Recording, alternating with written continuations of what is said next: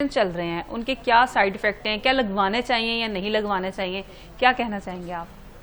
देखें, मैं इसके ऊपर कोई फिक्स राय नहीं देता कि लगवाने चाहिए नहीं। बेसिकली एक शॉर्टकट है। पहले आप अपना हेल्दी लाइफस्टाइल की तरफ आए, मेरी अपनी पर्सनल ओपिनियन है, आप आए, क्योंकि लोग ढूंढ रहे हैं शॉर्टकट कि ओवर दी नाइट उनका फैट लॉस हो जाए, ओवर दी नाइट उनको रिजल्ट्स मिल जाएं, तो ये उसकी एक फॉर्म है। हाँ, ओज़ेम्पिक का क्या ओवर द नाइट रिजल्ट आता है? ओवर द नाइट नहीं आता, वो आपकी भूख को कम कर देता है। अच्छा। आपको जो आपके ब्रेन को एक सिग्नल जाता है कि आपको भूख लग रही है, आपको कुछ खाना चाहिए, वो सिग्नल जाना बंद हो जाता है। उसकी वजह से आपको भूख नहीं लगती, तो अल्टीमेटली आप अपना फूड कम कर देते हैं। जब आप फूड कम कर देते हैं वो फैट लॉस हो रहा होता है। लेकिन वो देखें, कोई एक मेरी नजर में वो हेल्दी वेट लॉस नहीं है, क्योंकि जो हमारा हेल्दी वेट लॉस है अकॉर्डिंग टू लॉ, तो वो 3 to 4 kg पर मंथ है।